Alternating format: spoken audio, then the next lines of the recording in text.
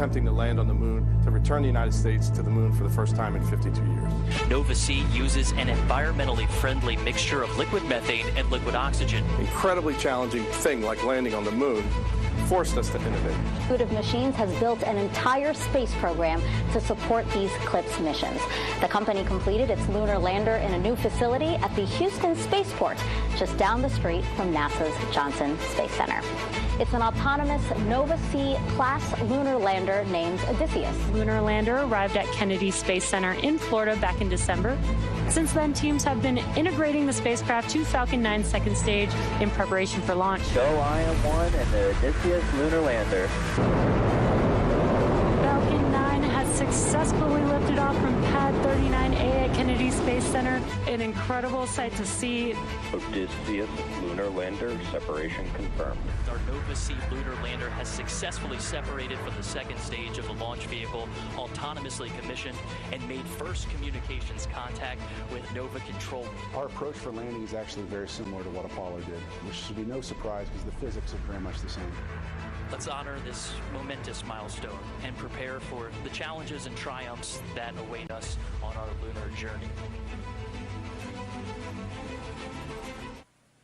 You're taking a live look into Intuitive Machines' Nova Control in Houston, Texas, where flight controllers are preparing to start the landing sequence for the IM-1 mission. Our mission and activity directors are sitting closest to the large monitor inside Nova Control, and they're supported by 10 additional flight controllers surrounding the circular Mission Operations Center. Good afternoon and welcome to our coverage of the descent and landing of the IM-1 mission. I'm Josh Marshall, Communications Director of Intuitive Machines. And I'm Gary Jordan with NASA Communications. This mission is one of the first under a task order with NASA's Commercial Lunar Payload Services Initiative. Under Artemis, we're returning to the moon to conduct groundbreaking scientific discoveries and technological advancements. And this mission with Intuitive Machines is helping us to get there. And Gary and I are at Intuitive Machines' facility here in Houston, just down the street from NASA's Johnson Space Center. Right now, inside Nova Control, flight controllers are monitoring our Nova C-class lunar lander named Odysseus ahead of its autonomous landing sequence that begins with powered descent initiation at 5:11 p.m. Central Time for a landing time at 5:24 p.m. Central. Right now, they're keeping an eye on the room's situational awareness tool called the Viz, which you can see on your screen now. The Viz is casted onto a large television in the front of Mission Control, so the activity director and the mission director can have the best view, Gary. And the Viz is an animation representing real-time telemetry data feeding into Nova Control. Nova Control receives the data, runs it through Unreal Engine 5, and generates a visualization of the data. It's a useful tool for situational awareness and keeping track of what flight controllers expect Nova C is doing in space. The white line points to the moon. The blue line is the past and intended trajectory. The yellow and red lines are pointing towards the sun and Earth, respectively. The different color cones you see at the top are the antenna arrays used for line-of-sight communication back to Earth.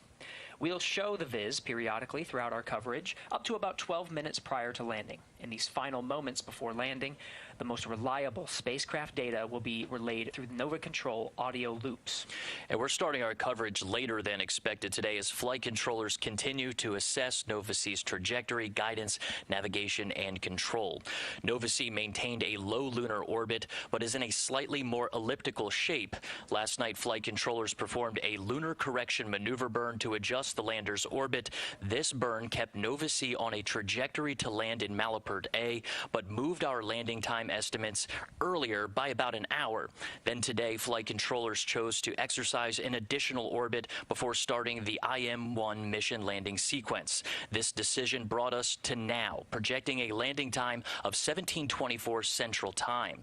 Intuitive Machines made the decision to reassign the primary navigation sensors from Odysseus's laser range finding system to use the sensors on NASA's navigation Doppler LiDAR. This is a dynamic situation, and we'll update you later in the broadcast. Intuitive Machines still intends to land in the optimum lighting window, and the lunar correction maneuver performed last night eliminated the need for the planned 10-second deorbit initiation burn, which would have brought Nova C from low lunar orbit into the descent phase. Nova C's current trajectory has it continuing to decrease its altitude over the next hour until the braking burn called powered descent initiation. Again, the landing time is expected at 5:24 p.m. Central Standard Time, 6:24 p.m. Eastern. The countdown clock at the top of your screen is counting down to the time that we expect to remove, and we expect to remove the countdown clock approximately 2 minutes before the landing opportunity.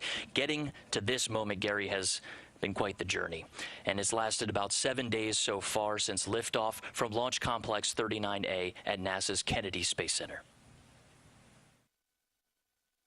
Odysseus lifted off at 1:05 a.m. Eastern Standard Time from atop a SpaceX Falcon 9 rocket on February 15th. Approximately 48 minutes later, Intuitive Machines' Nova C-class lunar lander entered a translunar orbit, a direct shot at the moon.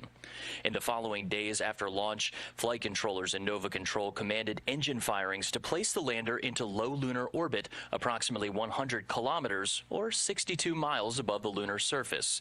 The journey to low lunar orbit included firing the first liquid methane and liquid oxygen engine in space. This was called the commissioning maneuver. It was a full-thrust main-stage engine burn with a throttle-down profile necessary to land on the moon. Over the last 24 hours, Odysseus has maintained its trajectory in low lunar orbit, waiting for suitable lighting conditions to begin its autonomous descent to Malapert A, the designated landing site for the IM-1 mission near the south pole of the moon. Our joint coverage will follow Odysseus through its descent and landing on the lunar surface, carrying 12 payloads down with it. The mission is enabled under a task order with NASA's Commercial Lunar Payload Services, or CLPS. Here's more on this initiative under Artemis. Our moon. It seems so close in the night sky, but getting there is really hard. But what if there was a way to change that? Only a few nations have successfully landed on the moon. As NASA sends astronauts back to the lunar surface, this time to stay, we will need to send science and technology instruments ahead of time to lay the foundation for human exploration. To make this happen, NASA is helping establish a commercial lunar economy. For the first time ever, there will be commercial delivery services to the moon. We are enabling American companies to send our payloads to the lunar surface for us. These delivery services will expand our capabilities for exploration, radically increasing the amount of science we can achieve. This high-risk, high-reward initiative will invest in and leverage the entrepreneurial spirit of American innovation to launch a commercial lunar marketplace, advancing technology and exploration for all of us. With this never-before-seen streamlined access to the moon, we will be able to make novel measurements and develop technologies that scientists have long wanted to do on the lunar surface. And as this new industry matures, this commercial delivery service for NASA and other customers could expand beyond the moon to other destinations in our solar system. And we can learn to live on another world because we are explorers. CLPS is an important pathway towards long-term exploration of the moon and part of NASA's Artemis missions that will establish a sustainable presence in the lunar vicinity and prepare humans for missions to Mars. For more on how this fits in with the greater plan, let's head over to NASA's Leah Cheshire, who's just down the hall. Hey, Leah. Thanks, Gary. I'm here with Joel Kearns, NASA's Deputy Associate Administrator for Exploration. Thanks so much for being here, Joel. Oh, thank you, Leah. It's great to be here on Landing Day, which is the culmination of about 5 years of work by Intuitive Machines Corporation. Yeah, we're really excited, and we want to know a little bit more about NASA's goals for the CLPS initiative. Okay. So, most basically what we want to do is we want to have American companies take NASA equipment and scientific investigations all the way to the surface of the moon and not have to have NASA do that ourselves.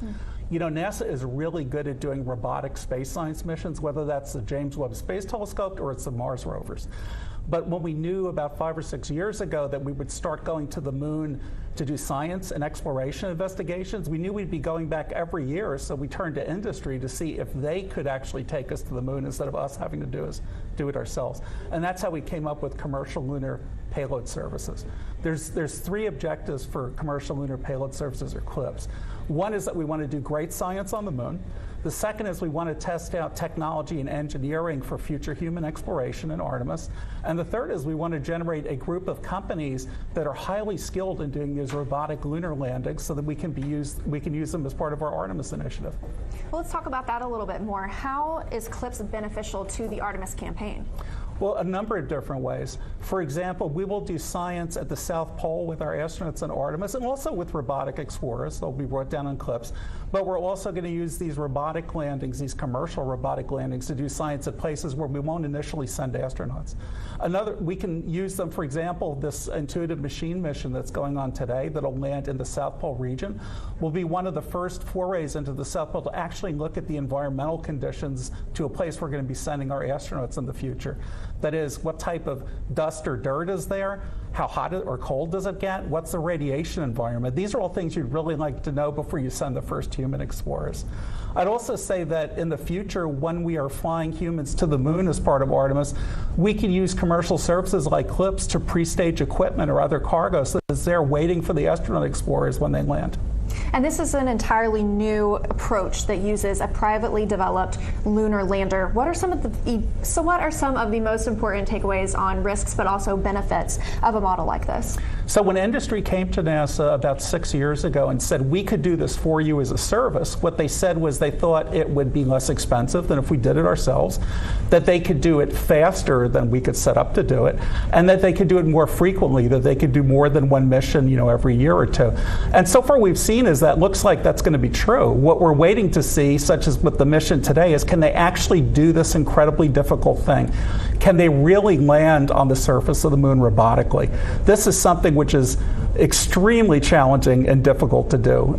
The moon has no air. You can't use parachutes or wings to slow down. You have to, in effect, ride a rocket engine all the way from orbital speed, thousands of miles per hour, all the way down to a very soft touchdown speed to land in this place, which is very rough, pretty rugged, in really unusual lighting and communication conditions. So this is not an easy thing we have asked these companies to do, but if they're successful, the upside for American exploration is just so great, we have to try it. Yeah, absolutely. Those are important distinctions. And thank you so much for joining us here today, Joel. With that, we're going to toss it back to Josh and Gary to preview the landing sequence. Thanks, Leah. We're following along with Novasea's descent toward the lunar surface. The lander is continuing to decrease its altitude until the powered descent initiation, an 11-minute braking burn that sets Novasea up for the final moments prior to touchdown. That time of ignition for PDI, or powered descent initiation, is 5:11 p.m. Central Time, 6:11 p.m. Eastern.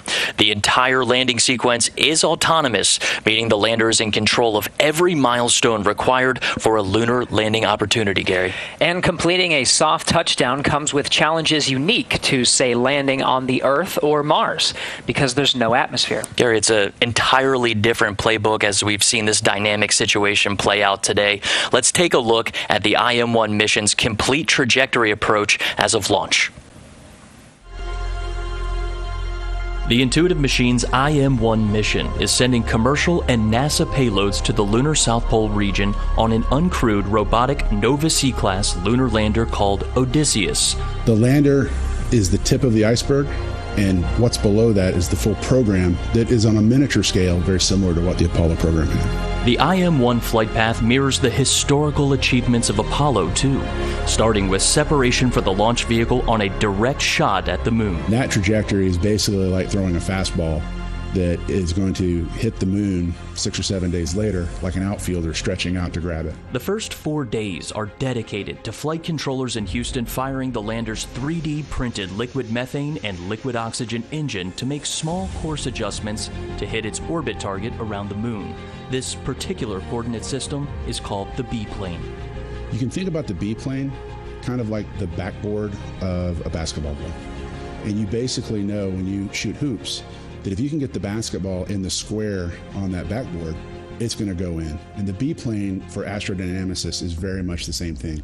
With the B-plane on target, Odysseus is prepped for a critical autonomous maneuver on the moon's far side. This critical burn maneuver is completed in the blind, with the moon blocking direct communications back to Nova Control in Houston.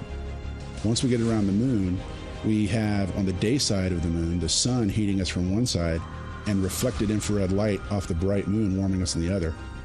Then we plunge into night, and now we're cold on both sides. It's very tough. About an hour before landing, flight controllers command Descent Orbit Insertion, or DOI.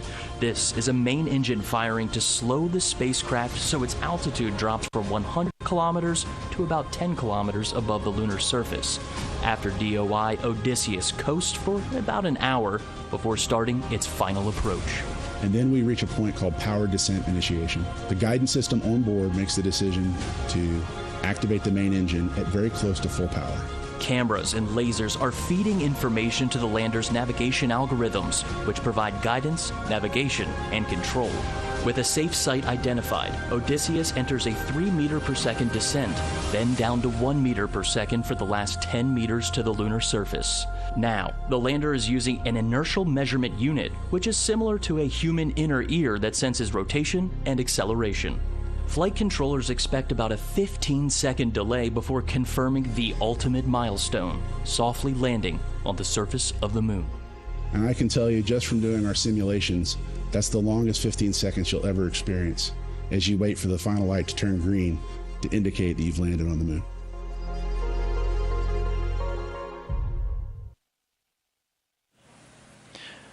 Approximately 12 minutes before our landing opportunity, we are going to show this animation of the landing sequence to describe the lander's autonomous operations, starting with powered descent initiation, or PDI. During this maneuver, Odysseus must reduce its velocity by approximately 1,800 meters per second. You can think of it as a braking phase. Then, the lander pitches upright using its main engine with the hazard relative navigation, or HRN, now being fed by NASA's NDL sensors, facing toward the area where the lander intends to touch down. At this point, HRN will autonomously scan the intended landing site for a safe landing area. Then, the lander's guidance, navigation, and control system commands Odysseus to a point approximately 30 meters above the designated landing site, and the lander goes into a vertical descent followed by terminal descent. Intuitive Machines created Nova-C for the CLIPS initiative and commercial enterprise with the goal of creating a lunar economy. And Nova-C is Intuitive Machines' first autonomous spacecraft. Nova stands for new, and C is the Roman numeral for 100, the lander's approximate payload capacity. With that, let's learn more about the Nova-C class lunar lander. This IM-1 mission lander is named Odysseus. The name was nominated by assembly, integration, and test engineer Mario Romero after the Odyssey and its epic voyage across the daunting, wine-dark sea. Including landing gear, Odysseus is 4.6 meters wide, and with its top-deck solar array, it's 4.3 meters in height. It's a taller design that accommodates payloads and the lunar South Pole lighting conditions. Its hull diameter is 1.6 meters, with payloads affixed to the entire exterior of the lander, making its total payload capacity approximately 130 kilograms. The lander weighs 675 kilograms, but packs on weight when loaded with fuel. Odysseus uses composite helium tanks to pressurize its liquid methane and liquid oxygen main engine that can throttle down to perform its final descent to the lunar surface in one continuous burn. Intuitive Machines' IM-1 mission is supported by NASA's Commercial Lunar Payload Services Initiative, which allows rapid acquisition of lunar delivery services from American companies. The instruments on board advance capabilities for science, exploration, and the commercial development of the moon. Commercial companies were challenged to come up with their own way to design and fabricate a lunar lander and conduct operations. For this commercial mission, Intuitive Machines elected to support the communications between the spacecraft and Nova Control through its own private ground-based network. And it's not the first time Intuitive Machines used this network in deep space. Well, that's right, Gary. NASA worked with Intuitive Machines to perform technology demonstration of this capability on NASA's Artemis 1 mission, which helped us verify the network for operational use during this CLIPS mission. The Lunar Data Network, or LDN, uses ground-based networks to communicate into deep space, so we could lose signal while Nova-C is on the far side of the moon. However, the trajectory of the lander's low lunar orbit does allow for near continuous line of sight with Earth and ground station coverage. Let's head over to NASA's Leah Cheshire to learn more about this network. Leah. Thanks so much, and I am here now with Trent Martin, the Intuitive Machines Senior Vice President of Space Systems. Thanks for joining us, Trent. Thanks. We're here to talk a little bit about the Lunar Data Network. This is a private deep space network, belongs to Intuitive Machines. How does it differ to have this commercially available space network, and how is that different from NASA's Deep Space Network? So when we first got onto the Commercial Lunar Payload Services contract, we were trying to find a way that we could get our data from our landers back to the Earth. We were worried that the Deep Space Network, which is often oversubscribed, particularly with James Webb Space Telescope now, that we would have limited time. So what we did was we created a network of large dishes across the planet that allow us to take our data from the moon and deliver it down to the Earth. And we initially tested this out during the Artemis 1 mission. So how did Intuitive Machines work that out? Yes, we worked a reimbursable Space Act agreement with NASA to allow us to test our network not only with Artemis at 430,000 kilometers, but also with the Lunar Reconnaissance Orbiter, as well as the GOES satellite. Okay, and what are the goals overall for Intuitive Machines? How do you want to expand this LDN coverage? So we believe that as the market expands at lunar distance, many people will need the capability to send data back, particularly if you're operating spacecraft on the backside of the moon. You need to be able to have a relay satellite. So we're going to put relay satellites in orbit to complement our ground-based systems, which are, again, large dishes all over the world. And by doing that, we'll be able to hopefully create a market for that data system from lunar space. Okay. Is there anything else that you want to share that has gone into the development of this network? It's really exciting. We've actually been using it this week once we launched Odysseus into space, and we're taking it to the moon. We've been using this network that we tested with NASA systems for the whole week, and it's been incredible to see it work and see it in action. We have a long ways to go with it. We need to add additional satellites to the system so that we can relay data back from the moon. But we think it is the future of humanity in lunar space. Thanks so much. It's really exciting to see this in action. And we are just minutes away from acquisition of signal to confirm deorbit insertion. So we're going to send it back over to Josh and Gary to follow along with the operations. Thanks, Leah. That lunar data network information feeds into Nova Control's communications and ground network console screens. It's just one of many different screens that are used by the flight controllers, and we want to bring you closer into the mission and into our Mission Operations Center. Let's take a look at what flight controller teams are seeing now. This particular screen is called the Deorbit Descent and Landing, or DDL screen. This screen is primarily used by the mission director and landing system experts. It's used primarily while Nova-C orbits the moon and through landing. The top right images of the moon are called the lunar tactical view. When the dots turn red, the lander is on the far side of the moon, and green is on the near side. The line is the tail where Nova-C is, with each dot representing 10 minutes of elapsed time. The acceleration sensed portion of the screen shows raw acceleration values from Nova-C's inertial measurement unit. This is used a lot during burn maneuvers and is a more robust way of measuring acceleration over time with the ability to look back at what has happened. For some reason, flight controllers have lost data. Finally, the column on the right is a received, accepted, edited, and failed pre-checked, or RAFE chart for short. When each of these lines are on top of each other, that's a good indication that Nova-C's navigation system is in good health. That's because every measurement Nova-C makes must be received, accepted, edited, or failed pre-check. The failure is a possible outlier of data that the lander's computer automatically knows is bad information. Collectively, the DDL screen is one of many data displays that flight controllers are monitoring to successfully navigate Nova-C to the lunar surface. Data visualization is an essential component for flight controllers who need to process this data for real-time decision-making in Nova Control. Now again, we're following along with the flight control teams here in Nova Control prior to the next critical steps, including activation of the navigation Doppler LiDAR to provide guidance, navigation, and control for the landing phase. This is expected around 4:45 p.m. Central Time. The next critical milestone is powered descent initiation at 5:11 p.m. Central. This burn is the first in a sequence of maneuvers that starts about 12 minutes prior to landing, or about 50 minutes from now. Nova-C is, of course, landing on the moon as a delivery truck for the scientific instruments and technology demonstrations on board. There are 12 total payloads, 6 of which are NASA's. Let's review a few of those payloads as we continue to descend towards the lunar surface. First is radio observations of the lunar surface photoelectron sheath, or ROLSes.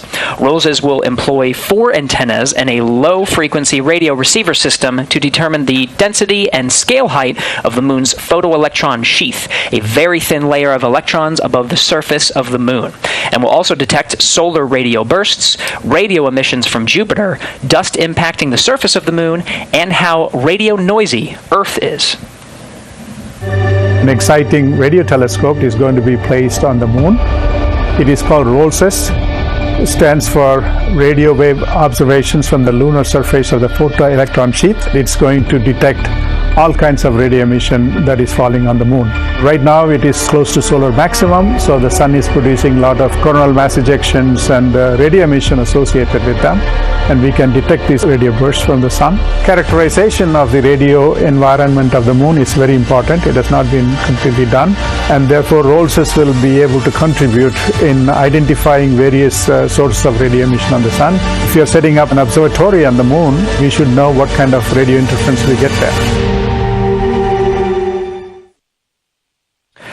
The Laser Retroreflector Array, or LRA, is a collection of 8 retroreflectors that enable precision laser ranging, which is a measurement of the distance between the orbiting or landing spacecraft to the reflector on the lander.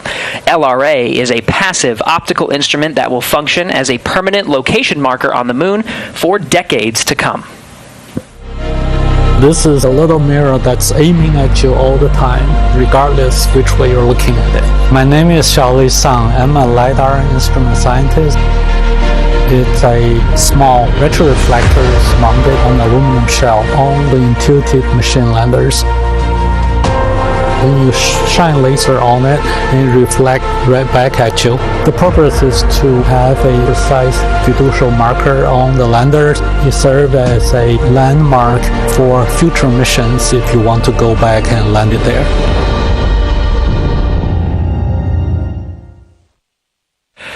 Stereo cameras for lunar plume surface studies, or SCALPs, will use a suite of 4 cameras to capture stereo and still image data of the dust plume created by the lander's engine from when it begins its descent to the lunar surface all the way down through engine shutoff.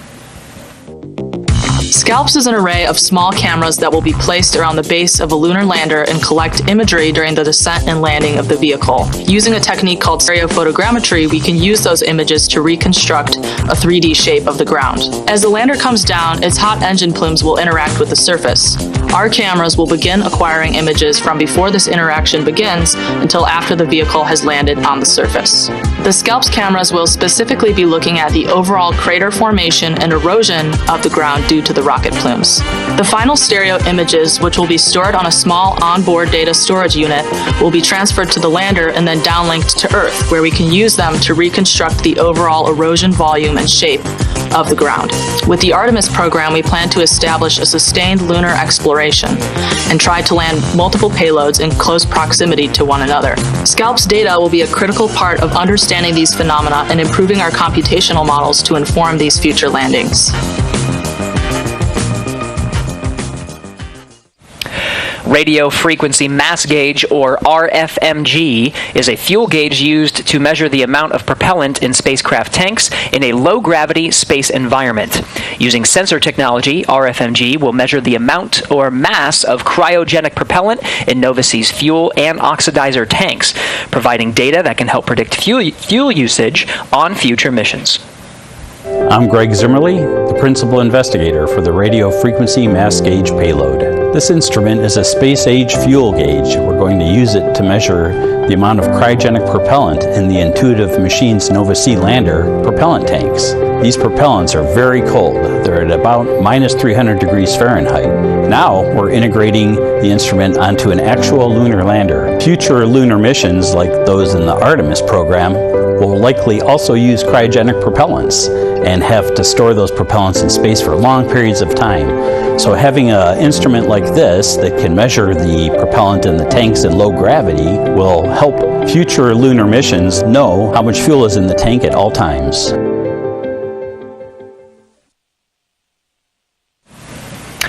Now we'll discuss 2 more NASA payloads, Navigation Doppler LiDAR, or NDL, and the Lunar Node 1, or LN1, later during our broadcast. We'll have a special guest later in the broadcast to talk NDL upon its activation during descent.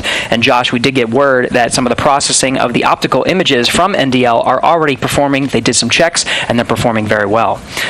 Now, a common theme you'll find among the NASA payloads on IM-1 is helping to demonstrate technologies and our understanding of the lunar landscape that could very well improve operations for landing on the moon in the future. From understanding the environment to precision sensors to literal beacons, the technology on IM-1 will help guide technologies and operations for future lunar exploration. And Gary, with CLPS as a springboard of innovation, Intuitive Machines designed and developed its complete lunar program to help support CLPS and carry out the essential part of that directive, which included calling for the commercial development of the moon. Back in 2018, the U.S. government declared the moon of strategic interest. At that time, few companies and institutions were working on payloads designed for the moon because no one had been to the lunar surface in over 50 years. Gary, in the time it takes to get an undergraduate degree, 6 commercial entities created payloads for the IM-1 mission. We'll view all of them as pioneers helping shape this brand new lunar economy. And Josh, a true lunar economy should not have just NASA as a sole customer. NASA's CLPS initiative encourages a model where NASA is just one of many customers. And this is an important element to ensure that this model of transporting incredible science and technology instruments to the lunar surface is a sustainable and robust one. Well, it's important, and Gary, it's also promising in this situation. The commercial interest for delivering science and technology demonstrations continues to grow. As of our 3rd planned mission, we're seeing more and more non-CLPS payloads from both domestic and international companies and institutions, which are driving us towards a future, maybe completely commercial mission to the moon, possibly as soon as our 4th mission. Well, even on IM-1, there is a variety of unique commercial payloads. It's a good snapshot of out-of-the-box ways to think about what the moon can offer. Well, that's part of the challenge. Beyond just creating the capability to land on the moon safely, we had to look toward a new emerging ideas and find innovative ways that may add value on Earth and spaceflight. Let's learn a little bit more about those payloads and the lunar lander attempting to make history. The Nova C was our version of a liquid oxygen, liquid methane lander, and we went about imagining that into existence. Intuitive Machines' Nova C class 3D printed engine took its first breath of liquid methane and liquid oxygen in 2018 on an airstrip at Ellington Airport in Houston, Texas. We didn't have enough money for a facility with blast walls and water suppression or water deluge, so we had to test outside in the environment of Houston, where the temperature is about 100 degrees and the humidity is like the same, and we have an 18-hour day rolling out to the runway. It was brutal, but we did it to get the critical test engine data we needed to build our own engine. Designed, manufactured, and controlled in space by Intuitive Machines, Nova C's structure is primarily carbon composite. We needed to build the lightest weight structure we could. That meant honeycomb aluminum core with composite face sheets, composite struts, and most importantly, linerless composite propellant tank. Man, what a challenge that was. Between the engine, carbon composites, software, and electronics required to build a Nova C lunar lander, it took an incredible amount of touch labor to get to the launch pad. We worked very closely with San Jacinto Community College to create a certification course for technicians, where they would take these certifications. We then at Intuitive Machines would give them an internship and test them out in the workplace. And anyone that showed the aptitude to be a really good technician, we hired on the spot. Nearly all of the lunar lander's payloads are mounted to its exterior, including 6 NASA-provided payloads that will help lay the foundation for Artemis missions. Embry-Riddle Aeronautical University's EagleCam, designed to deploy off Nova C right before landing to take third-person perspective images. The International Lunar Observatory Association's camera system, mounted at exact angles that could capture images of the Milky Way from the lunar surface. A data center technology demonstration by Lone Star Data Holdings and Omni Heat Infinity, Columbia Sportswear's thermal reflective insulation used in many of their outdoor products, will help protect Nova C from extreme temperatures in space. They've got brilliant ideas, and if we can help facilitate those startups to help build this economy, I think that raises all boats, and it's as serving as the transportation leg to the moon. We're happy to accommodate those kinds of companies. Now, the lander and our payload customers require command and control in space. Intuitive Machines' Mission Operations Center provides both of those elements. It's called Nova Control, Nova being the name of our lunar lander class, and Control being the nerve center of our entire lunar program. Its unique circular design fosters a collaborative environment where flight controllers and customers may make agile decisions. Let's take a live look. Yeah, and inside that flight control room, Josh, it's important to note that these are not the only teams that have been in this room over the past 7 days. This is staffed 24/7 inside in Nova Control here. There's red, white, and blue teams that support this mission. Gary, the mission required 24/7 operations. We're somewhere in between the 7th and 8th day. This has been 3 teams, red, white, and blue, working 8-hour shifts, which really turned into just about everybody working 12-hour shifts each. In addition, there's another team, the gold team, that's running problems and solving solutions that are coming up in the future. And at this moment, we talked about this being a dynamic situation, using 2 of NDL's lasers to feed into our HRN and TRN cameras to provide a landing solution. Every asset available out of all of these teams is on hand right now to solve these intractable problems and take the best shot at the moon we possibly can. It really took a team to solve some of these. As you mentioned, a dynamic situation. Now, you talked about the design of this room, fostering that collaboration. It's a little different from what I'm used to over at the International Space Station Flight Control Room, where you have consoles that are facing towards large screens. What exactly is the logic behind this particular design? Really, we wanted to get everybody together into where we're a small company. There's not a lot of us. Agility is our strong suit in this situation, and this room really suited us. It's a situation where we can put our payload customers inside the center, or let's say we need to bring in operators who have knowledge of the things that need to happen in the future that we haven't quite touched on as a team, but you can insert those folks into the center of this room, make quick decisions, respond to problems, and that's really the way that we see tackling some of the hardest challenges in the world. And certainly right now for us, this is one of the hardest challenges on the moon, most certainly. Which we are saying absolutely, and it takes everybody in this room, and everyone has their respective roles, just like we see with any spacecraft. Each of these individuals provides insights into a specific spacecraft subsystem. And the captain of this whole thing is usually the mission director. In this case, this is Blue Team. That is Dr. Tim Crane. He's our co-founder and chief technology officer, serving as mission director today. Now, flight control operators continue to monitor Nova-C's performance. Operationally, we're still counting down to PDI ignition at 5:11 p.m. Central Time and landing at Malapert A at 5:24 p.m. near the south pole of the moon. For more on Malapert A, let's head over to Leah Cheshire. Leah? Thanks so much, and I am now here with Ben Bussey, Intuitive Machines Chief Scientist, to talk about Malapert A. Thank you so much for joining us, Ben. It's great to be here. Now tell me a little bit about this landing site. Why was it chosen? What sets it apart? So the most important factor when selecting the landing site was to find a good, safe site for Odysseus to land. And we're landing in highland terrain near the poles, and that was a fun challenge for the team. But we think we found a good, large, safe area free of boulders and craters. The other key factor was to try and land in the south polar region of the moon. If you know, NASA, through the Artemis program with their international partners, will be sending humans to the moon in this decade.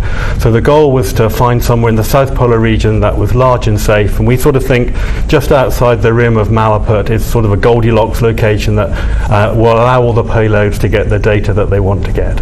And you talked for just a second about that lunar highland material.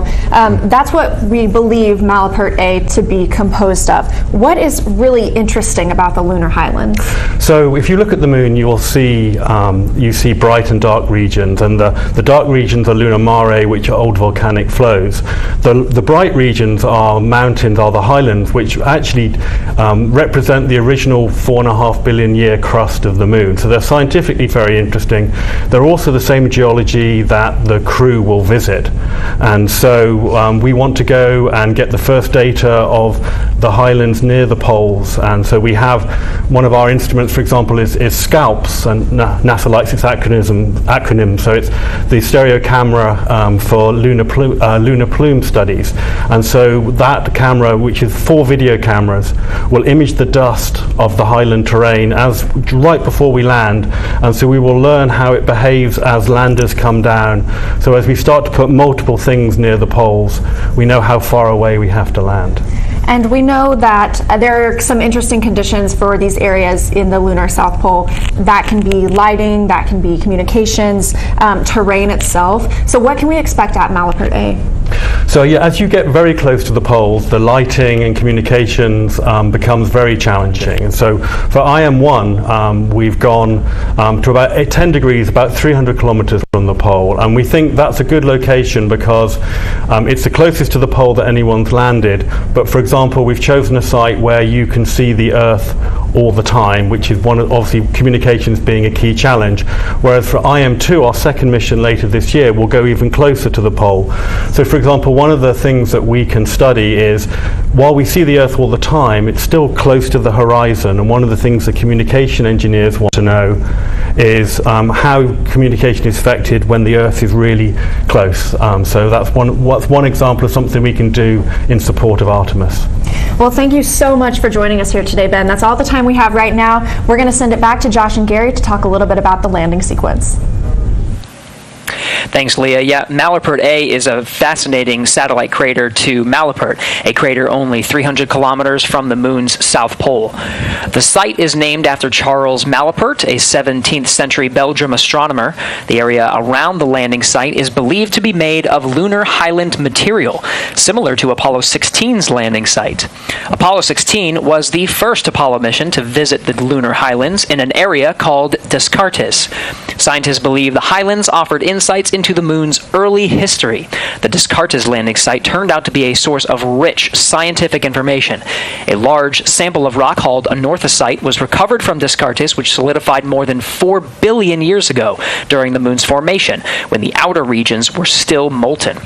The IM-1 mission is carrying NASA payloads that may help better characterize this important scientific landing site for future Artemis missions. And Gary, we were originally targeting from NASA Oceanus Procellarum. It was a lunar mare in the region of the near side of the moon. The decision to move from the original landing site in Oceanus Procellarum was based on the need to learn more about terrain communications near the lunar South Pole, which is expected to be made up of some of the best locations for sustained human presence on the moon. Landing near Malapert A also will help mission planners understand how to communicate and send data back to Earth from a location that is low on the lunar horizon. Now we're coming up on the NDL activation. We have more information about how Intuitive Machines flight controllers intend to land on the moon using this NDL, NASA's Navigation Doppler LiDAR. And Gary, since choosing to orbit the moon one more time, flight controllers have been working to resolve a challenge with the lander's laser rangefinders assigned to the terrain relative navigation and hazard relative navigation cameras. Those provide landing solutions to Odysseus. The lasers are intended to determine altitude and horizontal velocity, but the ones on the lander right now are not working. These are essential measurements required to land on the moon. And while Nova-C's laser rangefinders are not operable, NASA's Navigation Doppler LiDAR sensors are. So during the last 2-hour orbit, flight controllers have been loading software patches and resetting the lander's guidance, navigation, and control system to use 2 laser beams from NASA's Navigation Doppler LiDAR as primary navigation sensors to land Odysseus. That's right, and we're coming up on the timeline for when Nova-C is about to begin the activation of NDL. This is a 3-step process, from powering on, becoming ready for operation about 5 minutes later, and then integrating those sensors with Nova-C's terrain and hazard relative navigation cameras ahead of Nova-C landing. So while we wait, let's learn a little more about NDL. So the Artemis program is taking NASA back to the moon, and everything that goes there, including the instruments and people, must be flown there safely and landed there precisely. So the landing phase of that task is one of the most critical aspects of it. NDL is a LiDAR instrument that is used to enable that capability. It uses light in the same way that sonar uses sound. For NDL, we have 3 telescopes where light would come out of the telescope, hit the moon's surface, and some of that light will be reflected back. These telescopes are mounted on the outside of a vehicle so you get a clear view of the ground as it's coming in for a landing. In the Apollo era, large radars or astronauts using their eyes looking out of a viewport were used to help land the vehicles. NDL is going to help to take the burden off of the crew with a much smaller, lower power, and more accurate instrument. And we just got an update from one of the flight controllers that the HRN and TRN cameras assigned to Nova-C are still nominally processing images using 2 of those NDL lasers. Quite the feat, Gary. No, it's absolutely incredible and a very important milestone to reach. Now, with that understanding, let's learn more about how this technology is playing an active role in this dynamic situation.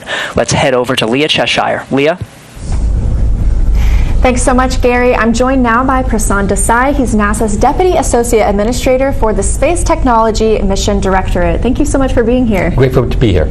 So let's talk a little bit about the novel landing technology that is NDL. Can you explain that to us? Yeah, so NDL stands for Navigation Doppler LiDAR. And one of the challenges for doing any space missions is knowing where you are and trying to figure it out, right? And so we're looking to develop newer capabilities that we can do that more precisely and that take up less volume and mass on the spacecraft so that you can have all the available payload mass for instruments and other scientific things we're trying to do. And so this is the next generation of a new capability where we're trying to go from the traditional measurements using radar to a laser-based system. And so that's what this navigation dipole LiDAR will be doing, is sending out 3 laser beams to try to get the velocity measurements in the lateral direction as well as the vertical direction. So when it comes to NDL, what are some of the challenges we expect to see when using this technology? So we've tested it on the ground in a number of platforms, from helicopters to landers here on the surface on the Earth, to test this out. But this is the first time we're going to test it actually in the space environment on a lunar surface, right? And so we will see how that different environment will really affect the systems, right? And so one of the things that we would really like to know is what how the pulse comes back after they send the laser, and how it reflects back to the system, how long it takes to process, and how it will help define the solution to figure out the trajectory to go down to landing on the surface. Now, this technology has become a little more critical for today's mission, so can you talk about how NDL is now being used in today's landing? Right, so we put this as a tech demo with tech demonstration as a test. Right? We weren't planning to use it in line with the actual mission coming down to the landing, but now we are. So basically it is now the primary system to help provide the velocity and altitude information so that the lander can land safely on the surface. And that's important because as the lander comes close on, we don't want it to tip over. And so we need to get an understanding of the vertical velocity so it knows how much thrust to slow down, but also the lateral velocity, because if it comes down sideways too much, it can tip over and fall. So by knowing the velocity, the lander can decide exactly how to come down and hover, basically slowly to come down, and that's why it's really important to do this testing. But here we are today, we're going to try it for the first time in line, and so we're excited for the mission. Yeah, a demonstration totally in action. Yes. So just very briefly, there are 2 other tech demos on this mission. Can you cover those very quickly? Yeah, so 2 other things that we're trying to improve on is one, radio frequency mass gauge, which is to try to get a measurement of the fuel that's on any system, any spacecraft. One of the things about low gravity is the propellant doesn't settle down, where like in a car gas tank, it's on the bottom so you can measure it easy. In space, it floats. And so how can we do that so we know how much propellant there really is? And then the other one is scalps. One of the things that as it lands, the thrust is going to throw up all this eject of the lunar regolith and thing. And so we have 4 stereo cameras that are going to take images of that and get data so that we can improve our modeling, so that in future landings we can make them more safer and things like that. So we're using that as a technology demonstration as well to improve future landings to make them more safer. Well, thank you so much, Prasanth. It's really been great speaking with you, really exciting stuff. And for now, we're going to send it back to Gary and Josh. Hey, thanks, Leah. Nova C is a little less than 55 kilometers from the lunar surface and about 20 minutes to powered descent initiation, a critical maneuver that marks the beginning of Nova C's final moments before touching down on the lunar surface. It's no secret that landing on the moon is challenging. Countries around the world have attempted this incredible feat, some successful and some not. Of course, the United States has landed on the moon many times, most notably during the Apollo program. But this may be the first landing by a U.S. commercial company enabled under NASA's CLIPS initiative. Ahead of these important milestones, let's discuss the challenges of landing on the moon through CLIPS. Take a look. Landing on the moon is hard.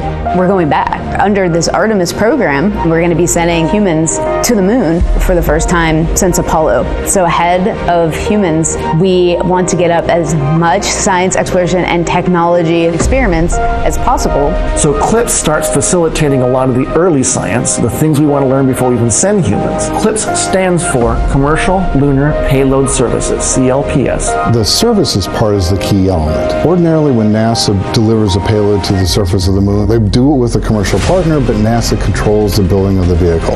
Now, we're buying the service of delivery of our lunar payloads to the surface of the moon. It is a delivery service, akin to a delivery service that you'd have here on Earth. NASA will provide payloads to a commercial company. They decide how to get it to the moon. They have to develop their own lander, but they also have to manage the entire end-to-end mission. It's meant to provide affordable, rapid, frequent access to the lunar surface through American companies. We're funding different companies. We have commercial companies that are competing to win task orders to deliver our payloads to the surface of the moon. One of the goals when we started CLIPS was to help establish a lunar economy. Somebody has to do it first, and then it becomes commercially available. Then they're able to crank them up. Then they're able to make it more affordable. And so the lunar surface is just the next frontier for a commercial environment. But we had to acknowledge up front, all the way through the highest levels of the agency leadership, that some of them will fail. These missions may not be as successful as a traditional NASA mission. We have accepted the risk that going through this innovative approach with these commercial companies, that there could be some failures. Some of them are new companies. None of them have ever successfully landed on the surface of the moon. So they're going to learn lessons. We need to give our vendors the opportunity to learn. And so that'll help ultimately buy down our risk as these companies learn, okay, what does it take to actually build up the lunar lander, integrate payloads, get to the lunar surface and land safely. They've been able to demonstrate that they have very, very good technical depth and the ability to design and execute missions. We're willing to take more shots on goal. And we aren't risking human lives. And in the big picture, if we're flying missions at 1/10 of the cost of a NASA mission and we fail 2 of them, we still get 8 missions for that same price. Even with 1 or 2 or 3 failures, this is still a very economical proposition. It's a risk posture which is more risk tolerant than NASA is accustomed to. There's not a single one of these companies that's willing to bet their mission on a coin toss. Every one of them is doing what they can in order to have the most successful mission possible. But the important thing to realize is that risk tolerant does not mean risky. And the rewards are a long-term ability to get payloads to the moon inexpensively, frequently, and rapidly. We want science, so we can then put more of our resources on even more science, exploration, and technology payloads and get more of a return on investment when we get to the moon. CLIPS provides tremendous benefit across the scientific and economic communities. So there's a lot we'd like to learn about the moon to help human habitation and prepare us for missions to Mars and beyond. So the moon is the first step. The teams here in Nova Control have been working diligently over the past 7 days to take us this far and are laser focused on the operations ahead. We're following the clock down to the start of those autonomous operations of Nova C, starting with the powered descent initiation. For now, we're heading back over to Leah Cheshire, who's standing by with NASA's Associate Administrator. Leah. Thank you, Gary. I'm joined now by Jim Free, NASA's Associate Administrator. Thank you for joining us, Jim. Thanks for having me. This is a big day, and what are some of the challenges to landing on the moon that people might not expect? Well, it is a big day, by the way. You're right. I think the challenges are multifaceted. First, getting into lunar orbit is a challenge. Going to the South Pole is different than going to other parts of the lunar surface. The lighting conditions are a lot different than at the equator. So you have your hazard detection has to be a little more reliable. You have to be able to do that last minute avoiding of the hazards that are on the surface and finding that right place to set down, so you're also level or within a tolerance that you can be for level on the surface. We've talked a little bit about how this is a different model for us. So how does NASA help ensure success while we also allow these companies to figure out their solutions? We're able to offer our technical expertise, so companies can ask for technical experts from NASA that might be an expert on lunar surface conditions or orbits around the moon, or even just in assembly of the spacecraft, the vehicles. But they can also ask for help during the mission. We provide help through our deep space network to get the communications, to bring the data back to the control center here, to help them maybe understand their orbit better or get more communication with the spacecraft as well. So both in advance of the mission and during the mission also. And CLIPS is just one way that NASA is using, we're working to strengthen the American space economy. So what are some other ways, and why is NASA pursuing this commercial route for complicated space missions? So we started back in space station, where we started with the commercial cargo, where we spurred on investment in commercial delivery of cargo to space station. That's ported over into our cruise flying commercially. We're doing that on the Artemis program, buying things by service so that we can spur on other investment that allows us to get our resources and use them elsewhere to do other parts of our mission, exploring the moon or beyond. You talked a little bit about Artemis for a second. So how does CLIPS fold into NASA's plans with Artemis and with this Moon to Mars architecture? I think I could talk about Artemis for hours. But CLIPS is absolutely essential for Artemis. It's our first steps of understanding the lunar environment. So the Intuitive Machines lander is going to help us understand how the lunar dust moves as the rocket plume, the exhaust of the rocket hits that dust. We need to understand that because we're going to land even bigger landers with our humans in the future, and we want to land it close to our other elements, so we're not blowing that dust everywhere. How does it behave? So that's just one part of it, but it is our first step of understanding that environment that we're going to put our astronauts on the surface. And of course, we're really, really looking forward to that mission. But for now, thank you so much for joining us here today. We are going to go back to Gary and Josh to highlight some more payloads ahead of the powered descent initiation. Hey, thanks, Leah. A report at 4:54 p.m. Central Time from the flight control teams shared that Nova C is less than 30 kilometers above the lunar surface and is in the lunar southern hemisphere. We're still on track for PDI at 5:11 p.m. Central Time. Nova C will perform this maneuver to slow the vehicle's descent, then pitch over and scan the landing site for hazards, making any necessary corrections in the final burns to ensure a safe landing. We've highlighted 5 of the 6 NASA payloads so far throughout our broadcast today. Let's talk about the final NASA payload, LN-1. Lunar Node 1, or LN-1, is a small CubeSat-sized flight hardware experiment that integrates navigation and communication functionality for autonomous navigation to support future lunar surface and orbital operations. Lunar Node 1 is meant to be a demonstration of how we can use various navigation technologies to figure out where you are in and around the moon. I'm holding in my hands the Lunar Node 1 mass simulator. We use this build to test out our vibrational modes, put on a shake table, and also do fit checks with the lander itself. Inside of our payload, we have multiple electronics boards that fit within this chassis that is a little bit about a half a U in size. You can see our external connectors here where we have our data and power to the lander itself. And within here, we have multiple boards that do the power regulation, our data control, our FPGAs, all those kind of electronics pieces are in here, as well as a small S-band radio that attaches up underneath this top radiator in order to distribute this heat, and then to talk to the antenna, which mounts here. This is the same size and build as the flight payload. It's just not covered in MLI or some of the other materials that you'll see on the flight build itself.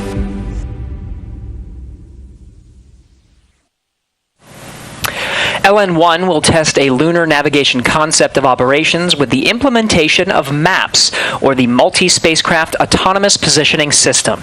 Ideally, this kind of technology can support a network of communication and navigation amongst local surface and orbital operations. LN1 will test multiple navigation links from the surface of the Moon back to Earth to characterize both MAPS transfers as well as GPS-like signals that could support a future lunar communication and navigation network. Gary, one of the best things about communication and data is getting imagery back. And Intuitive Machines has several camera systems on board, including EagleCam. It started as a challenge from our CEO, Steve Altimus, to his alma mater, Embry-Riddle Aeronautical University. Students and faculty created EagleCam to take an out-of-this-world selfie of Odysseus landing on the Moon. The camera system could capture the world's first ever third-person picture of a spacecraft making an extraterrestrial landing. The camera system is designed to deploy off of Nova C approximately 30 meters above the lunar surface and take images of Odysseus during landing. Additionally, the device will test a dust removal system which could lead to the future advances in spacesuit technology. As part of this project for EagleCam, Embry-Riddle teamed up with NASA's Kennedy Space Center to demonstrate the NASA-developed electrodynamic dust shield, or EDS. EDS field to remove dust. The technology was tested aboard the International Space Station and will be the first ever demonstration of EDS technology on the lunar surface after landing. Intuitive Machines also had several cameras on the lander, including wide and narrow field of view cameras. They started the mission with incredible imagery as the SpaceX second stage deployed our Nova C lunar lander, capturing iconic images of the Earth after separation. It requires a lot of planning, work, and just a hint of luck. Payload integration managers programmed the lander's wide and narrow field view cameras to take 5 quick images every 5 minutes for 2 hours, starting 100 seconds after separating from SpaceX's second stage. Out of all of those images that were taken, we ended up with just 4 inspiring ones to show humanity's place in the universe. And right now, we're a little more than 10 minutes from powered descent initiation. Let's go to Leah Cheshire one last time for the final interview ahead of this critical maneuver. Leah. Thanks, Josh. I'm here now with Nikki Fox, NASA's Associate Administrator for the Science Mission Directorate. Thanks so much for joining us. Thanks for having me. This is a great day. It is a great day, and you're watching this with leaders from NASA and Intuitive Machines, just very close to here. What's happening in the room right now just before these final descent maneuvers? Oh, there's just excitement, anticipation. Everybody knows landing on the moon, going to the moon is hard. And we're already celebrating because this mission is already a success. We've launched, we had a beautiful launch. We've taken great science data all the way, every single challenge. The team has really risen up and solved it. And now we're in lunar orbit, minutes away from starting our descent down to the lunar surface. So for me, so many successes with this mission already. So just a lot of excitement. I'm loving that. So we are working with these American companies in a very unique way. These are challenging goals, and some people would probably consider this a bold endeavor. But what does it mean to you when you look at pursuing challenges in a bold new way? I mean, you're right. It is bold. It is a new way of doing science. It is a partnership with totally new companies who haven't done these things before, and we are partnering with them, and they are taking our science. It's a way for us to get more science and more technology to the moon quickly. So it's faster. It's very cost-effective. It's very efficient. We're on our way. We've got the 6 payloads from NASA, and we're excited to get them down there. With every new thing we do, there's always a challenge, there's always risks. This is a high risk but super high reward, and it'll get tons of science on the surface. And for my NASA science, this is exciting because our Artemis missions and our lunar science touches all 5 of our science divisions in very profound ways. So super excited. You said high reward, so I want to talk for a minute about the valuable scientific insight that we can get from the moon. What is that? what does it mean for NASA? I mean, there's so much we can do on the moon, particularly where this one is going down to the South Pole. We think we're going to find great volatiles down there. So as we get prepared to send our astronauts there, then we know that there's water there, and we can use that water. Water's very heavy to carry, so it's really great if you can use it on the moon. We can break it up into hydrogen and oxygen, use it for fuel. Really great for our sustainability, but also where they're going is one of the oldest regions of the moon, about 3.85 billion years old. So we can actually learn about what our solar system was like before life started. Life is very noisy. We're very, very noisy here on Earth. The moon is just like pristine, and so we can really do some amazing science. I look forward to learning more about it. So any final words before we wrap it up? Just thank you. I mean, literally thank you. This is such an amazing team. Thank you to the people that put the science and the technology experiments on with us, those teams. Thank you to the commercial teams that put their instruments on and are riding with us. Thank you, of course, to Intuitive Machines for this just beautiful, beautiful lander. And thank you to SpaceX for a beautiful ride to space. It's such an incredible effort. All one, I don't know, I'm a big bundle of emotion. Go NASA, go Clips, go Odie, go Intuitive Machines. I'm with you all the way. Thank you so much for joining us here today. Now we are following Intuitive Machines flight controllers during Nova-C's final descent. So back to Josh and Gary. Thanks a lot for that, Leah. During that interview for folks at home, we did hear that there was a maneuver to burn attitude, which means the lander is starting to make the positional requirements needed. And we're going to start listening into the IM1 channel so folks at home can hear. We just heard from flight controller about 5 minutes until TIG. Altitude of 10 kilometers, downrange 1,100 kilometers. TIG being time of ignition, so we're inside of 5 minutes. TIG minus 5 minute deadpans. TIG minus 5 minutes. We are standing by for powered descent initiation.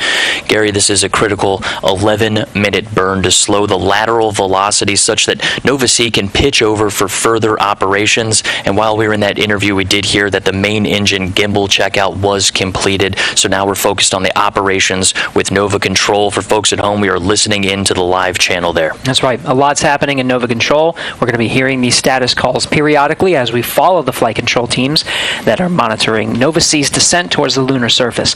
A lot's happening, Josh. Of course, we have this 11-minute burn. We're focused on the propulsion elements of this PDI.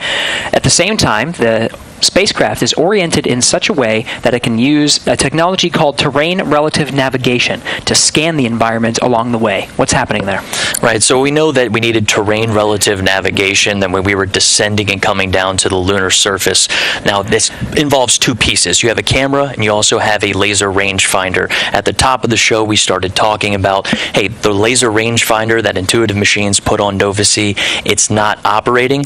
We made the decision for flight controllers to utilize two of the laser beams from NASA's NDL payload, make the software patches required to reassign those lasers into the TRN and HRN cameras in order to give us an opportunity to land on the south pole of the moon today. Gary, is quite the feat and challenge overcome in just about 2 hours because we elected to delay that orbit and go into another orbit. That's why the show was a little bit later. It appears to be paying out. The last call-outs that we heard, Gary, we're talking about beginning processing optical images, and that was nominal. The last time we heard that was just about 20 minutes ago. The status checkouts of these critical systems are essential to understanding the performance. The folks you see now on your view, this is Nova Control. They're monitoring every step and all the data coming from Nova-C ahead of PDI, which is scheduled just a little bit after 5:11 p.m. Central Time. Exactly what are these folks looking at, Josh? Well, right now everyone's looking at their assigned screens, and all of them are tailor-made. Generally, there's a few who are looking at the same type of screen, but they're tailor-made for their task.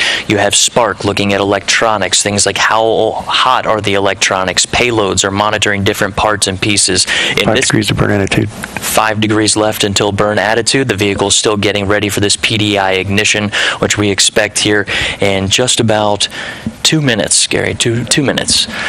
So everyone's looking at their screens and doing their respective jobs and reporting up into the mission director, while the activity director is keeping in touch with everybody and making sure we're putting this whole thing together. Press started. There's a call for tank press started. Just a little bit before that, Gary, we did hear that they were working on the cryo fill. So these are all steps that are leading towards PDI, powered descent initiation. We expect that to take about 11 minutes, where we're slowing Nova C's velocity approximately 1,800 meters per second, and that's required to get this lunar landing opportunity in just a few minutes. 90 seconds to TIG. Propellant tanks at flight pressure. All right, 90 seconds until we begin that propulsive maneuver. Again, powered descent initiation is about a 10 or 11 minute burn that will slow the spacecraft's descent. A lot's going to happen after that 10 minutes, Josh. This is a single continuous burn. After that, we're going to see a lot of events in rapid succession: pitch over, vertical, and terminal descent. And we just heard another call out from the prop console saying that feed line prep is complete. What that means is Nova C's propulsion system, that mixture of liquid methane and liquid oxygen, that feed line is prepped, getting ready to go into an injector to blend those two propellants, and the propellant and the oxidizer, and have ignition of PDI. We're tracking that in just under a minute, Gary. Converging on burn attitude. Lander is getting into the correct attitude required. Line prep complete, both sides. Another call for feed line prep complete for liquid methane and liquid oxygen in preparation for this PDI burn.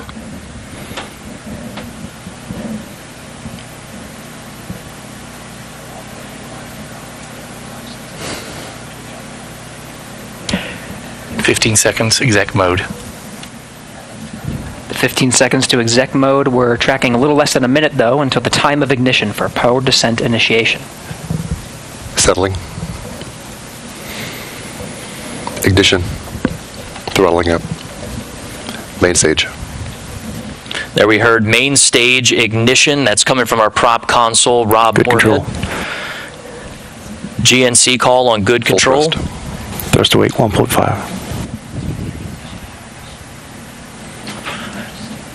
These are great call-outs in between our prop console and our flight manager, Scott Tamblin, calling it as the data is feeding into the lander, which means we are continuing to have good communications. The lander is sending that back to flight controllers in Nova Control.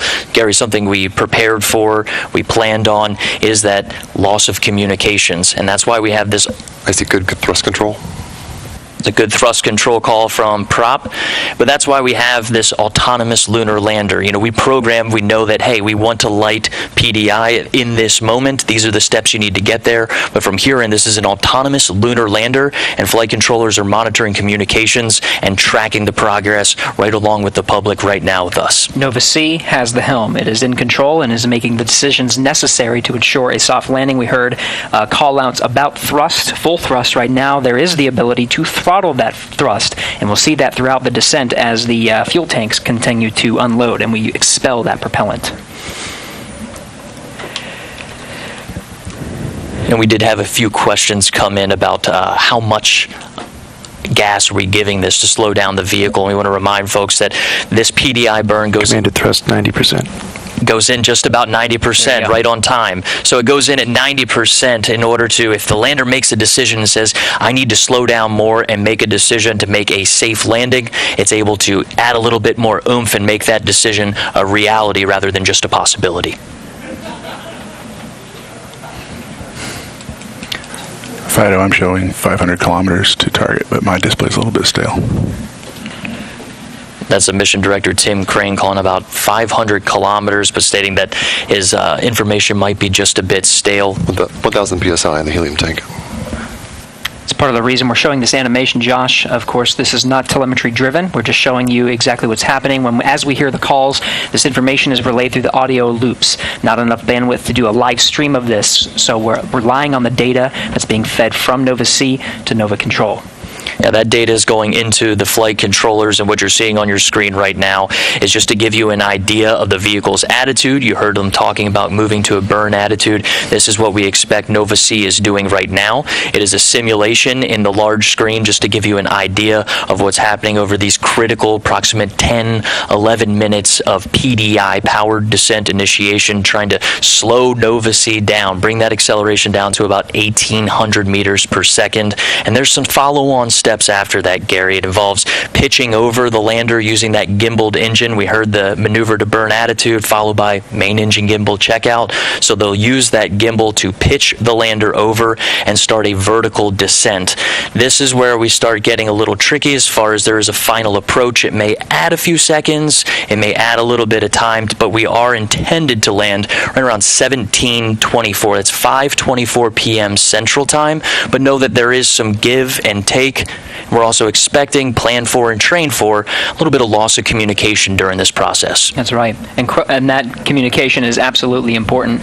And part of the reason, and we've been stressing this, Josh, is the autonomous operations of Nova-C. Part of that is after it performs that pitch over maneuver. 400 seconds to go and braking 1.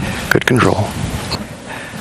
Fido, I see TRN depause processing in flight.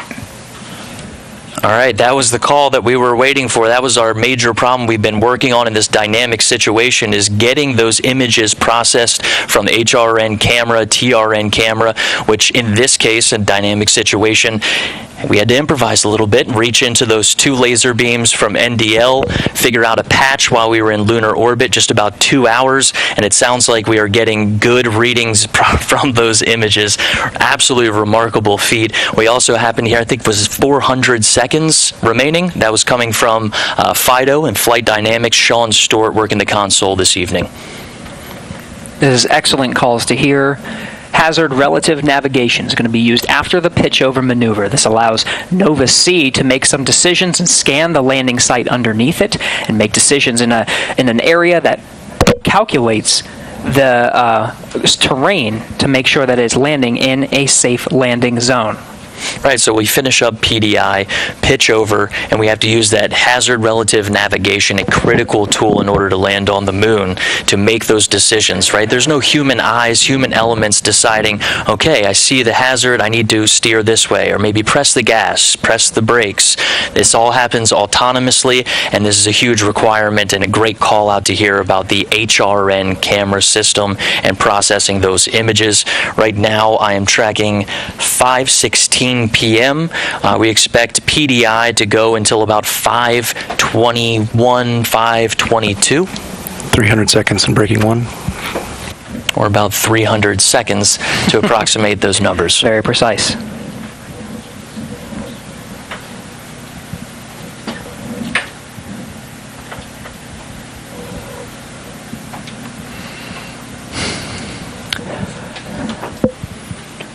Josh, after those final series... Thrust to weight is 1.7.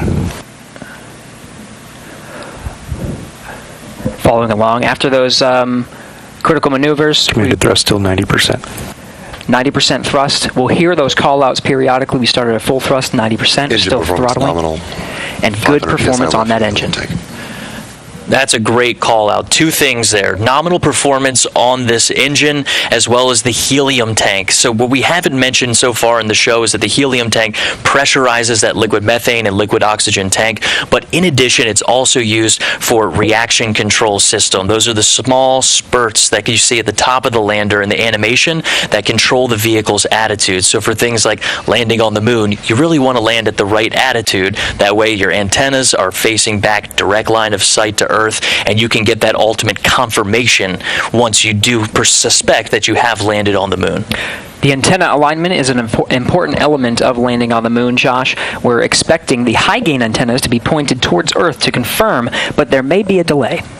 We are expecting some sort of delay. I had just talking to the mission directors about how quickly we could receive a positive confirmation after this landing process is through, and there was some dispute over how long. The earliest was just about 15 seconds after we see timing of when the event is supposed to happen. So right now we're tracking about 5:24 p.m. Central Standard Time. So maybe anywhere from 15 seconds after that, maybe a few minutes, 2 to 3 minutes while we work to acquire that signal. Because as you mentioned, the lander is going to a general area. 9 kilometers altitude. 9 kilometers altitude call from Tim Crane. The lander is going into a general area that we say, this is the general area we want you to fly to. It's using that hazard relative navigation to make better decisions about, this is an area with the least amount of slope. This is an area that's free of boulders and other obstacles. So it's making autonomous decisions about where to go. 3 minutes to go. Breaking 1. 3 minutes call. Just to wrap that up, when the lander is making those decisions, Gary, it's also very difficult to track. We've been very fortunate thus far tracking communications to this point. To wrap that up, Josh, 3 minutes, that brings us to just shy of 5:22 p.m. Central Time. We should hear that the power descent and initiation burn is complete. Then we'll begin the next series of maneuvers to get us towards vertical and terminal descent. It starts with pitch over.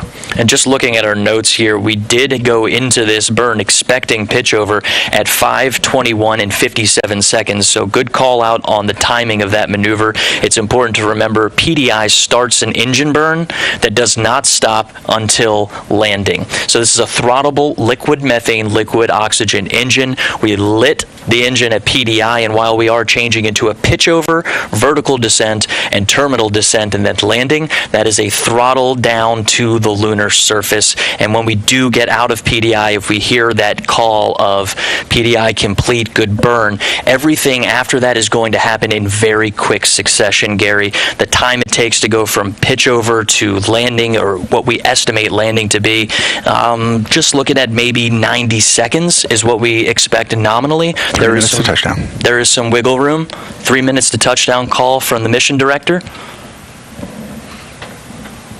For an on-time landing, that sets us a little after 5:23 p.m. Central Time. Right, our notes going into this burn, 5:23 and 25 seconds. The autonomous operations, Josh, sets this to a clock. This is exactly what we got relayed before the start of our Still coverage processing. today. We're right on track. DPAS, terrain relative navigation measurements.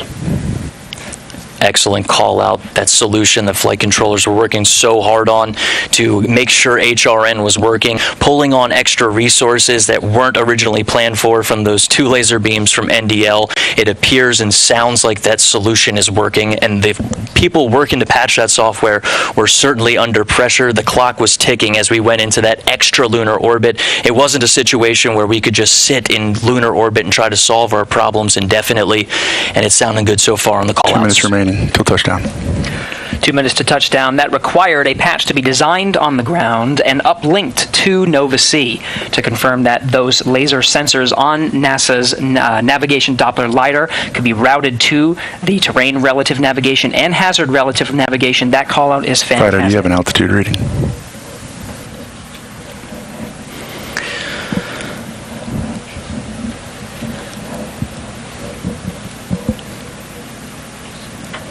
Standing by to see if we can get an altitude reading from Fido here. That's Flight Dynamics Officer Sean Stewart on Blue Team.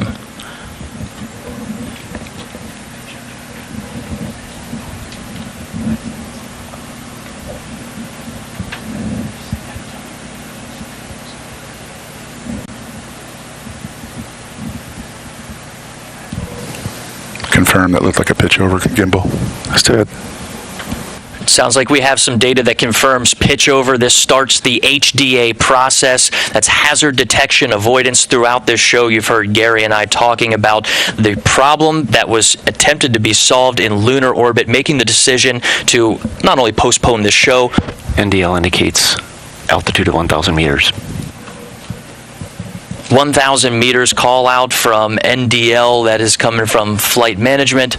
This is a system right now. NDL was not intended to be the primary landing system on this. Instead, we're using 2 laser beams from NDL and feeding that into that hazard detection and avoidance system that you see on your screen right now, with the lander making autonomous decisions about where it wants to land. That is generally less than 1 minute remaining to touchdown. Less than 1 minute remaining for touchdown. And again, that's the time of touchdown. It may take some time to actually confirm the status of the lander. And in this process, we do have a deployment of Eagle Cam attempting to take the third-person images of Nova C going down to the lunar surface. We are inside of 1 minute, Gary.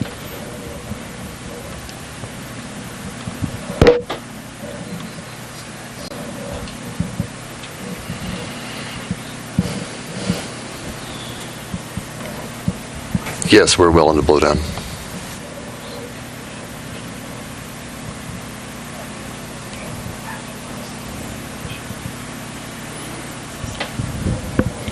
And we're tracking here in the broadcast booth. The clock has reached the expected. May take a minute for comms to reestablish. Stand by. There it is, mission director beating us to it. We've reached the expected time of landing, but now is the process of waiting for comms, and we are in standby mode, as you heard it from the mission director, Dr. Tim Crane.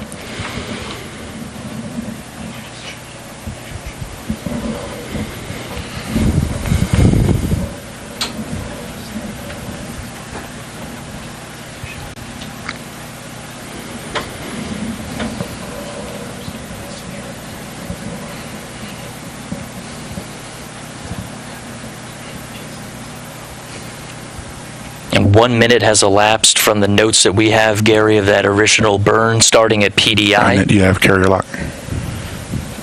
That's MD asking if we are getting the ground stations locked on to Nova C.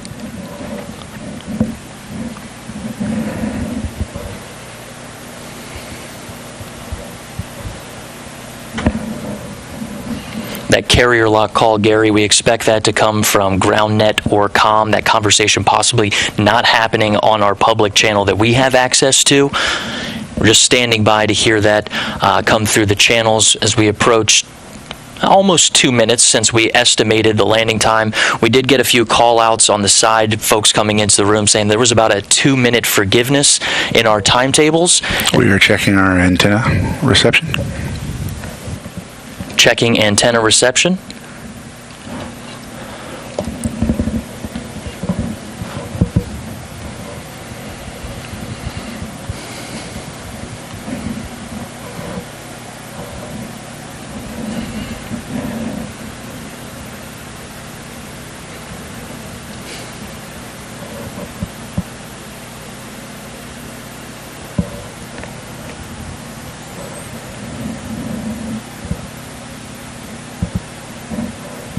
And we're standing by, Gary. We're standing by just as we approach 5:26 p.m. Central Standard Time.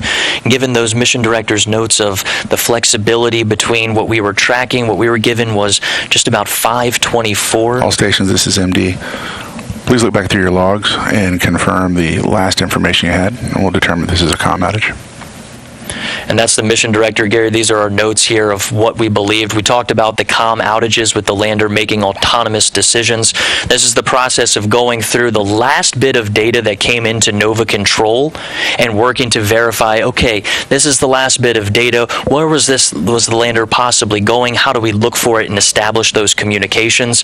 Nova C uses 4 antennas placed at the top of the lander that are designed to capture these communications, but we did expect this. We talked about it, that this is a communications challenge in it of itself, and right now we're standing by to hear that communications call out. We're just a little more than 3 minutes from the time of when the clock reads 0 for Nova C landing on the moon.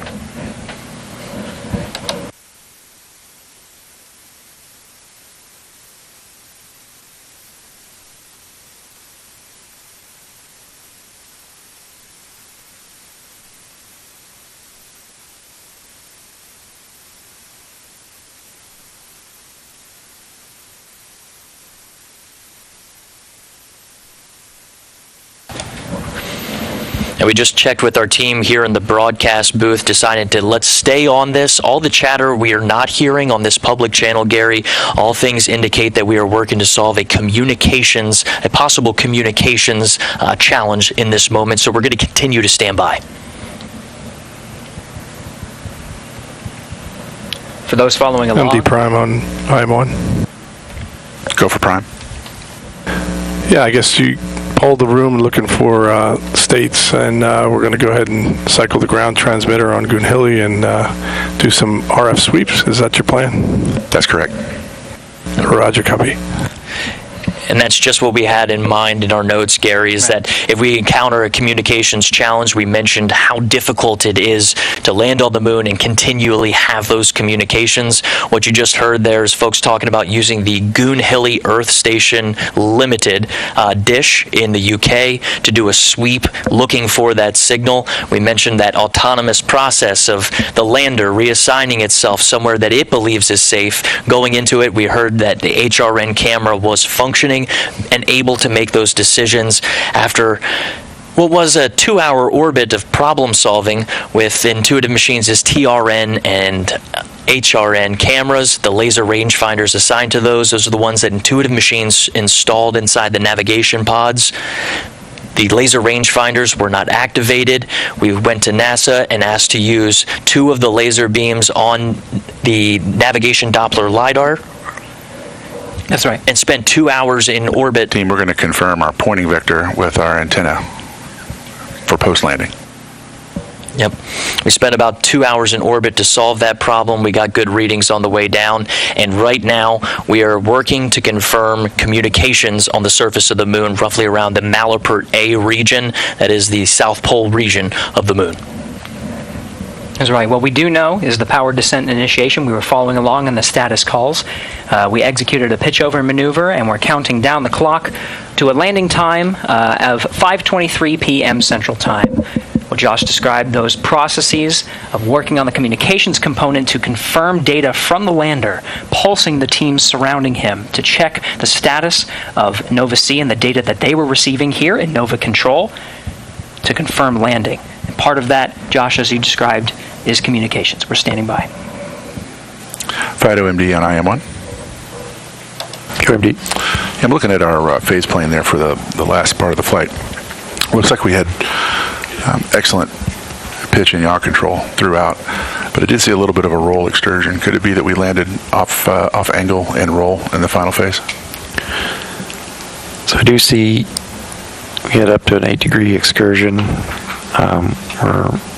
We're about to begin the roll maneuver, which is terminal phase. The terminal phase, which is a large roll maneuver to get to landing attitude. That's the last data point I have. But up until that point, we were really solid. Right. So terminal phase begins at 30 meters. Or post HDA. Post HDA. Post HDA. 400 meters. Very good.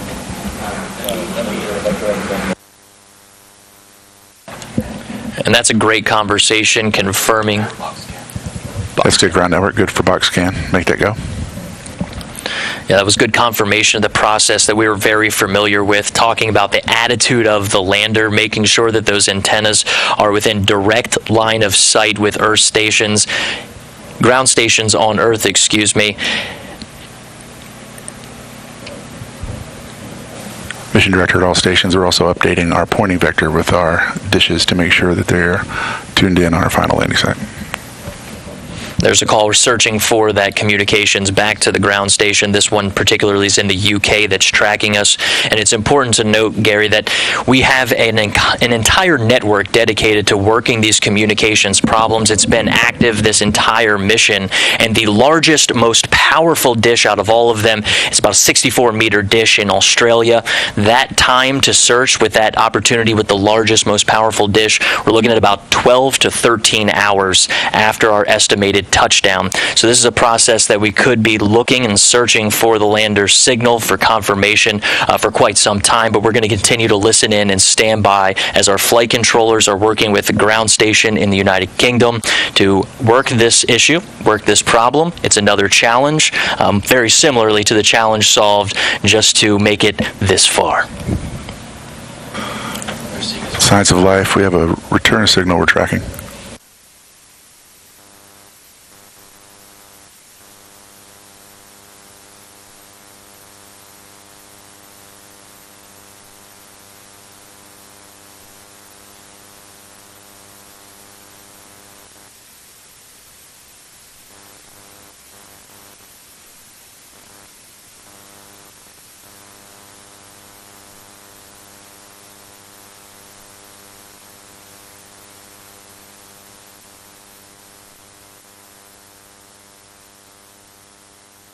We have an onboard fault detection system for our communications that after 15 minutes with lack of communication will power cycle the radios, and then after that for another 15 minutes it will then switch antenna pairs. So we have some time here to evaluate. We do have signal that we're tracking, so we'll see what happens. There's a great call out about the autonomous systems installed on our Nova C-class lunar lander named Odysseus.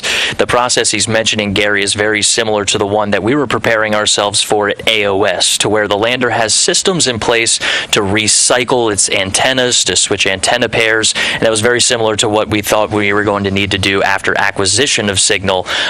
When we separated from the second stage of the launch vehicle, if we made it to a certain point, the lander was autonomously programmed to start taking matters into its own hands, and that was the information that our mission director, Dr. We're not dead yet.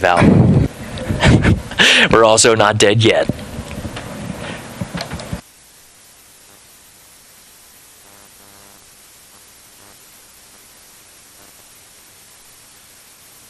Good. And the key here, Josh, is patience. It's 5:34 p.m.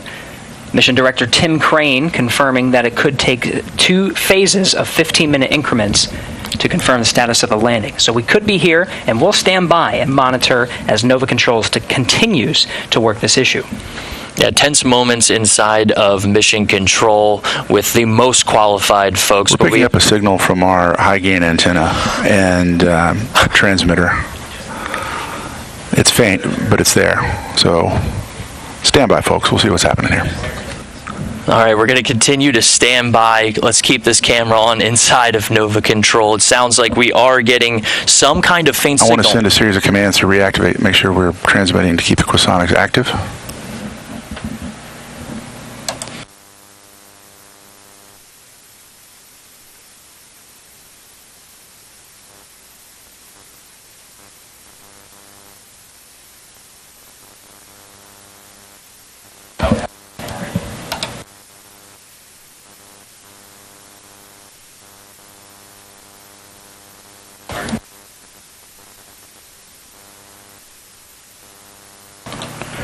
We're still standing by. The last call from Mission Director Dr. Tim Crane was that we were getting a faint signal from Odysseus's high-gain antenna.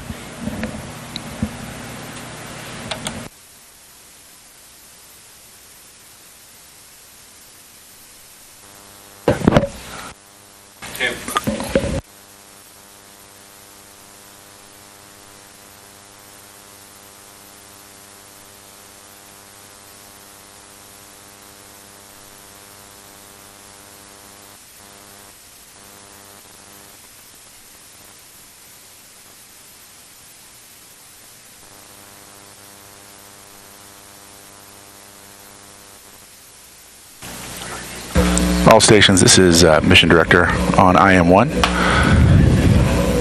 We're evaluating how we can refine that signal and dial in the pointing for our dishes.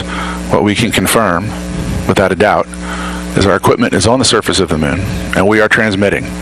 So, congratulations, IM team. We'll see how much more we can get from that.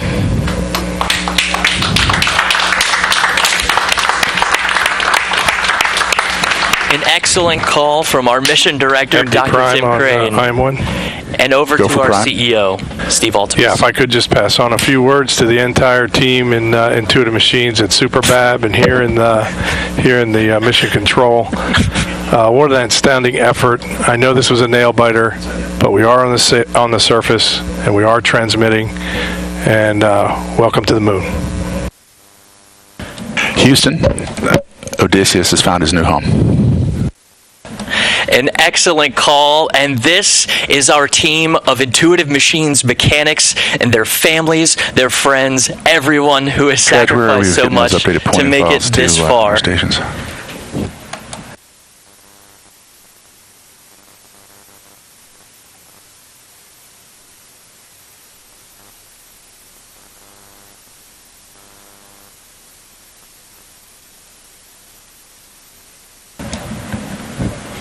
How about that call, Gary? That was something else, a faint signal. Now it's time to work on refining that signal. But Dr. Tim Crane, our mission director today, making the call Odysseus has a new home.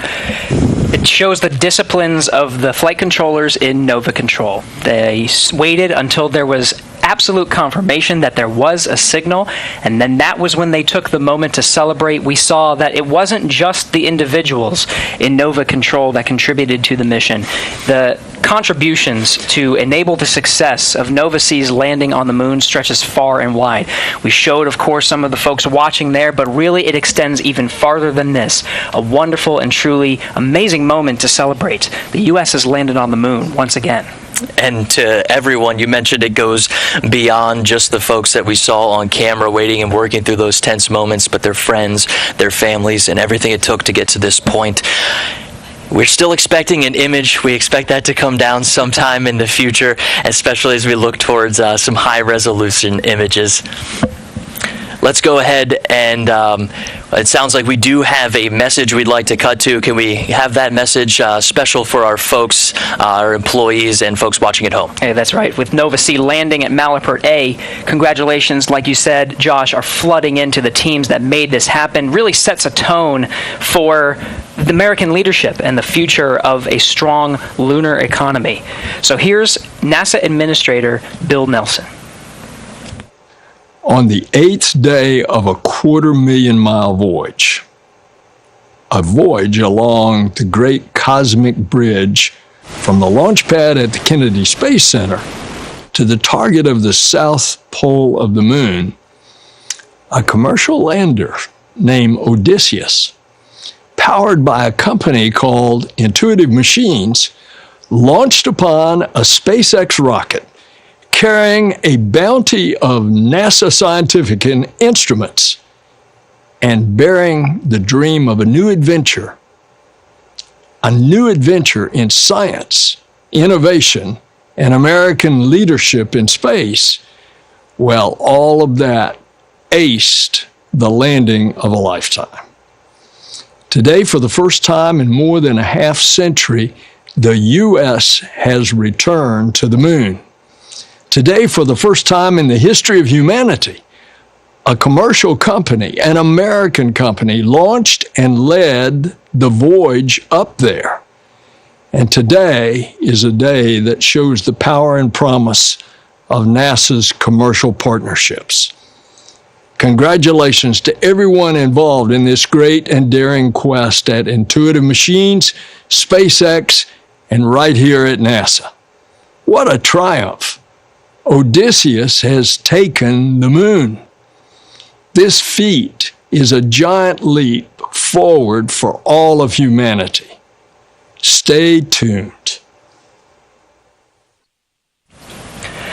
All right, thank you, Administrator Nelson. Again, Nova C and the United States has landed on the moon at 5:23 p.m. Central Time today, February 22nd, 2024.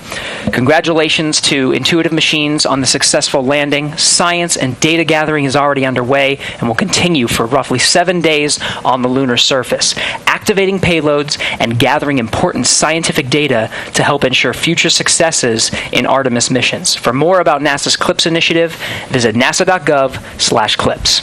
Gary, it's been quite a journey for all of us at Intuitive Machines. Thanks to NASA for the continued support to enable today's successful landing, and of course, everyone at Intuitive Machines, their friends and family who made all of this possible. That will wrap up our coverage of Intuitive Machines' IM-1 mission.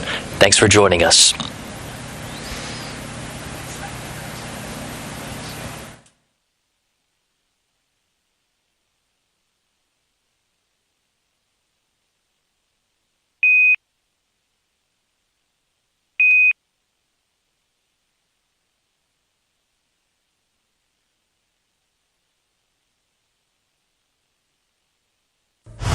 It's a new era of pioneers, star sailors, thinkers, and adventurers. 3, 2, 1, 0. All engine running. Let's go.